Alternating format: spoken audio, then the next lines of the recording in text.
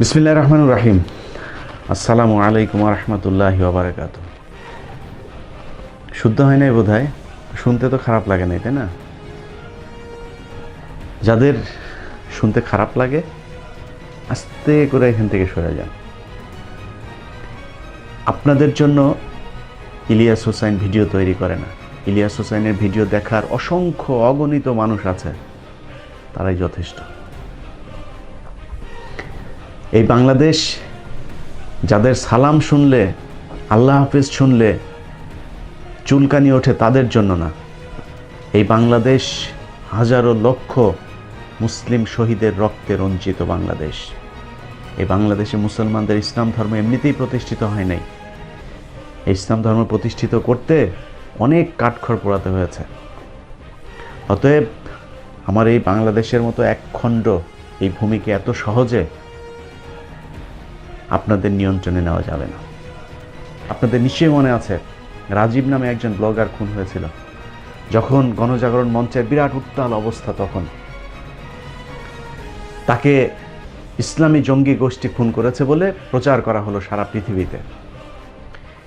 সেই রাজীব যে মারা যাবে তার একদিন আগে আমাকে সেনাবাহিনীর একজন অফিসার, তিনি যে কোনো একটা র্যাবের অধিনায়ক ছিলেন, তিনি আমাকে আগের দিন বলেছিলেন যে কালকে একটা ঘটনা ঘটবে, একটা উইকেট পড়বে। পরদিন যখন ওইটা হলো, আমি মিলানোর পরে তাকে ফোন করলাম, পরে বললো অফিসে এসে তারপরে কথা হবে। এরপরে সে বললো যে হ্যাঁ এই ঘটনা। আপনি একটু হিসাবটা মিলান যে রাজীব একজন ব্লগার, যে কিনা সকাল সন্ধ্যা তার ব্লগের মধ্যে সবসময় হযরত মুহাম্মদ সাল্লাল্লাহু আলাইহি সাল্লামকে নিয়ে কটূক্তি করত। এবং বাংলাদেশের নাস্তিকদের মূল টার্গেট হচ্ছে ইসলাম ধর্ম, তারা অন্য ধর্ম নিয়ে কখনোই কথা বলে না। আপনি দেখুন আজকে তাসলিমা নসরিন, এই তাসলিমা নসরিন সারাদিন ভারতে পড়ে আছে এবং সারাদিন সে ইসলামের বিরুদ্ধে কথা বলে। আচ্ছা, আপনি যদি নাস্তিক হন, যদি ধর্মবিদ্বেষী হন, তাহলে হিন্দুদের ধর্ম নিয়ে কথা বলেন। পৃথিবীর মধ্যে যত ধর্ম আছে তার মধ্যে তো সবচাইতে আপনি যদি সমালোচনা করতে চান, তা আপনি ওখানে বসে করছেন না কেন? সেটা কিন্তু করছে না, কিন্তু সেখানে বসেও তিনি ইসলাম ধর্ম নিয়ে সারাদিন কথা বলছে। অতএব আমাদের বাংলাদেশের যে নাস্তিক, তাদের ইউনিক যে ক্যারেক্টার, সেটা হচ্ছে তারা সব সময় ইসলাম ধর্মের বিরুদ্ধে কথা বলে।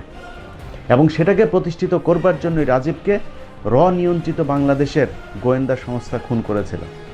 শুধু একটু চিন্তা করুন, আওয়ামী লীগের সাধারণ সম্পাদক থেকে শুরু করে এমন বড় বড় কোনো নেতা মারা যাওয়ার পর শেখ হাসিনা কোনোদিন তার বাসায় গিয়েছে?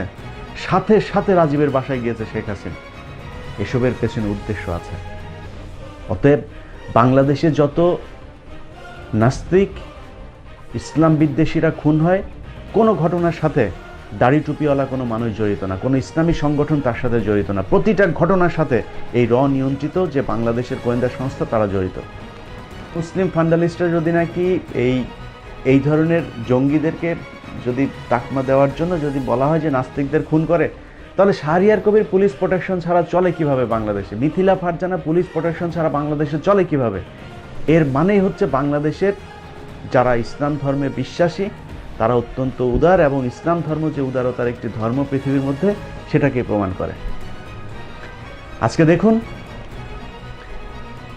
বাংলাদেশে একটা মাদ্রাসার মধ্যে তারা জাতীয় সঙ্গীতের সুরে নাকি আপনার হামদ পাঠ করেছে, এই জন্য সেই মাদ্রাসা বন্ধ করে দিয়েছে।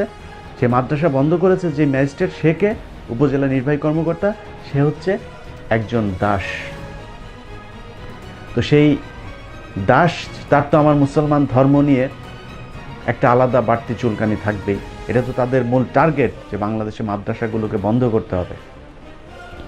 আমি যদি হামদ জাতীয় সঙ্গীতের সুরে গাইতে না পারি, তাহলে যেই জাতীয় সঙ্গীত যিনি লিখেছিলেন এবং সেই গানের সুর যদি গগন হর করার সুর থেকে চুরি করে এনে তারপরে রবীন্দ্রনাথ আমাদেরকে সেই জাতীয় সঙ্গীত উপহার দিতে পারেন, আমি আপনার সুরটা একটু নিয়ে যদি হামদ গাই, আপনার সমস্যা কোথায়?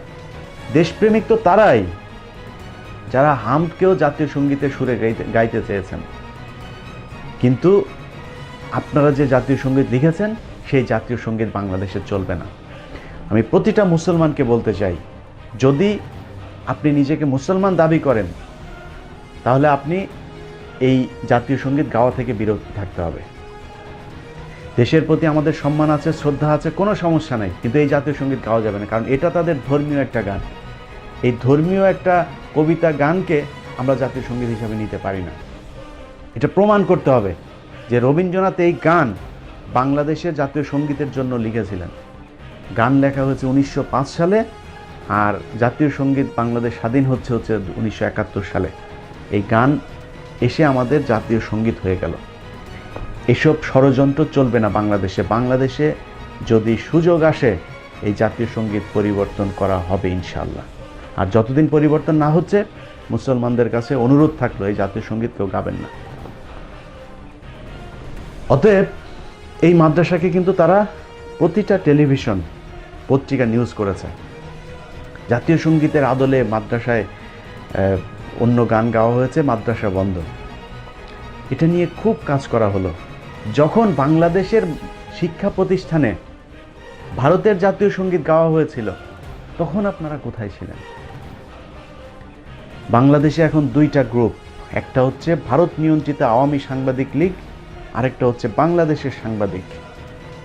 এই দুই গ্রুপের মধ্যে এখন যুদ্ধ শুরু হয়েছে। বাংলাদেশে যত ইউটিউবার আছে সবাই সাংবাদিক, কারণ যারা সংবাদ নিয়ে কাজ করে তারাই তো সাংবাদিক, তাই না? ইউটিউবাররা এখন সাংবাদিকতার দায়িত্ব পালন করছে। যেই সংবাদ এই গণমাধ্যমে আসার কথা ছিল সেটা এখন ইউটিউবে আসছে। অতএব ইউটিউবের সাংবাদিকরাই হচ্ছে আসল সাংবাদিক। বরং বাংলাদেশে যারা সাংবাদিক পরিচয় দেয়, যারা গণমাধ্যম পরিচালনা করছেন, তারা আজকে ইউটিউবের এই মুক্ত সাংবাদিকতাকে বন্ধ করার জন্য একের পর এক নিউজ করে যাচ্ছে। তারা কিন্তু চরম আকারে একটা একতাবদ্ধের ডাক দিয়েছে। তাদের মধ্যে কিন্তু ইউনিটি চরম, কারণ আমছালা সব যাওয়ার অবস্থা। এক নাম্বার হচ্ছে সরকারকে টিকায় রাখতে হবে, কারণ সরকার যদি যায় তাহলে তো অবস্থা খারাপ আছে। আর সরকার না গেলেও এখন এই যে সবাই মিলে বয়কটের ডাক দিয়েছে, যে কারণে তাদের তো এখন মানে রুটি রুজির একটা অবস্থা হয়ে দাঁড়িয়েছে।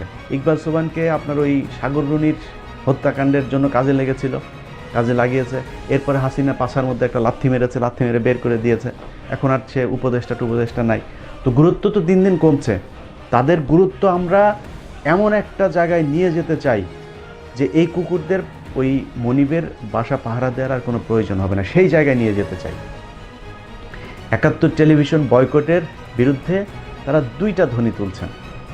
এক নাম্বার ধ্বনি হচ্ছে কি, মুক্তিযুদ্ধের বিরুদ্ধে নাকি আমরা এই শক্তি, যারা 71 টিভির বিরুদ্ধে কথা বলছে। আরেকটা কি, মুক্ত গণমাধ্যমের উপরে হুমকি হিসেবে তারা নিয়েছে। এই দুটাকে তারা চরমভাবে প্রচার করছে। আমি দুটা বিষয় নিয়ে আলোচনা করে শেষ করব। প্রথম আলোচনাটা কি, মুক্তিযুদ্ধের বিরুদ্ধে শক্তি। যদি মুক্তিযুদ্ধের বিরুদ্ধেই যদি নাকি পক্ষেই যদি আপনারা হন,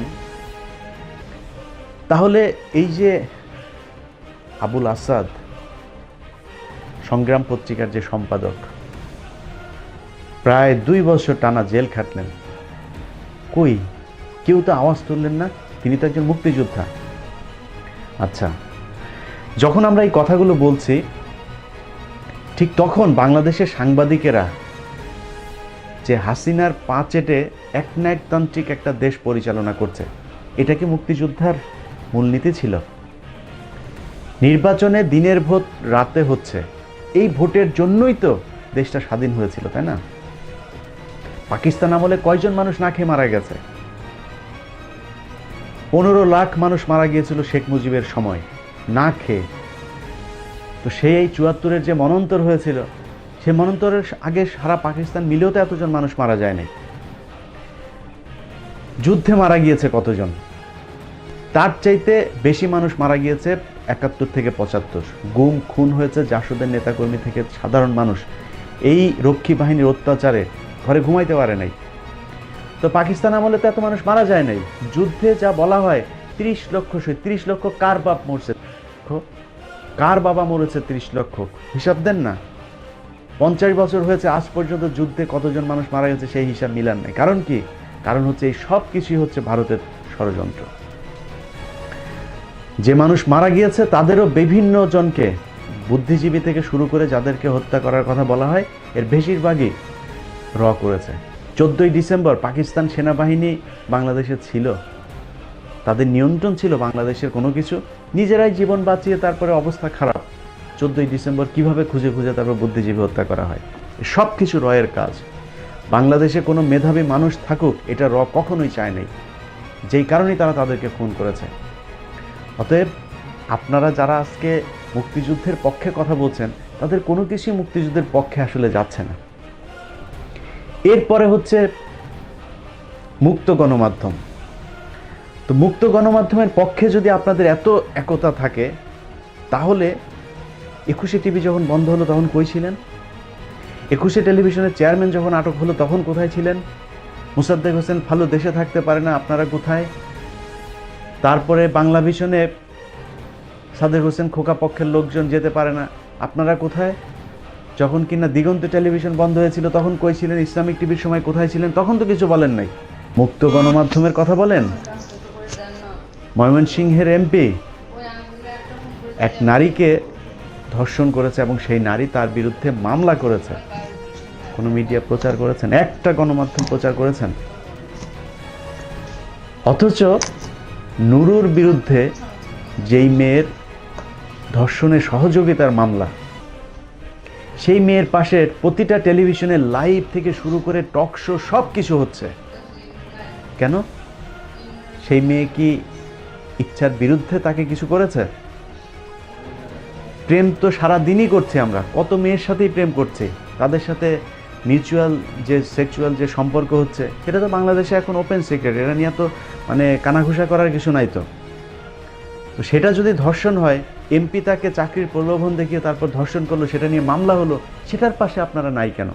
গাজী রুহুল আমিনকে গ্রেফতার করা হয়েছে, যিনি ছোটোখাটো সাংবাদিক না, সাংবাদিকের এক অংশের একজন সভাপতি।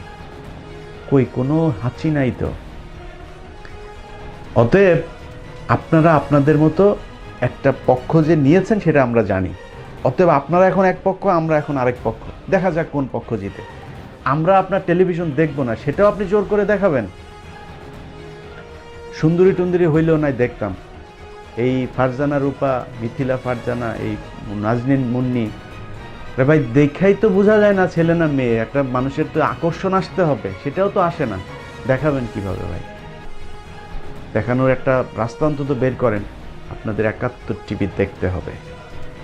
খুব স্পষ্ট ভাষায় বলতে চাই, এরপরে যদি এই আলোচনা নিয়ে আসতে হয় তাহলে ডিবিসি আর 71কে একসাথে বয়কটের ডাক দেওয়া হবে। কথা বললেই তারপর জামায়াত ইসলাম আর 71 সামনে নিয়ে এসে ইসলাম ধর্মের বিরুদ্ধে কথাবার্তা বলবেন, এটা মেনে নেওয়া হবে না। জামায়াত ইসলামকে নিয়ে আমাদের কোনো চুলকানি নাই।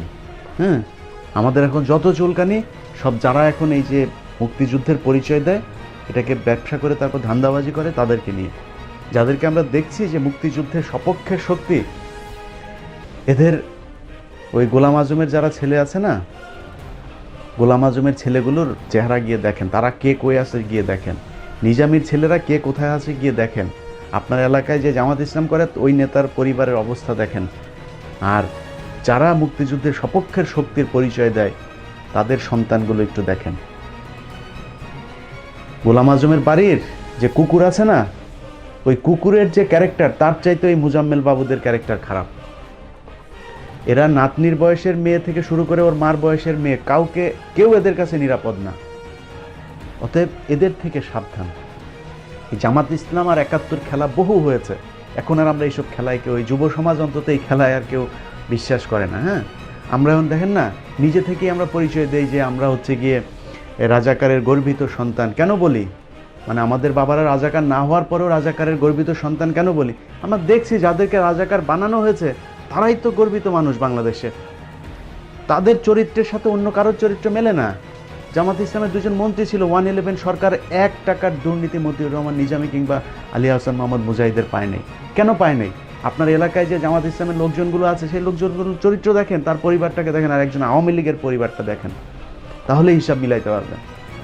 অতএব 71-এ কে কী রাজনৈতিক ভুল করেছে সেটা তাদের ব্যাপার, কিন্তু জামাত ইসলামের ঘাড়ে বন্দুক রেখে তারপরে 71-এর এই বড়ি বিক্রি করতে দেওয়া হবে না।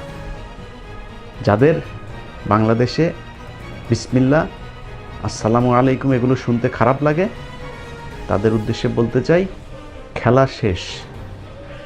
বাংলাদেশের যুব সমাজ, বাংলাদেশের মানুষ এখন জাগ্রত জনতা। এই 71-এর ট্যাবলেট বিক্রি করে তারপরে আমাদের বিসমিল্লাহ আসসালামু আলাইকুম বলা বন্ধ করা যাবে না। আল্লাহ হাফেজ।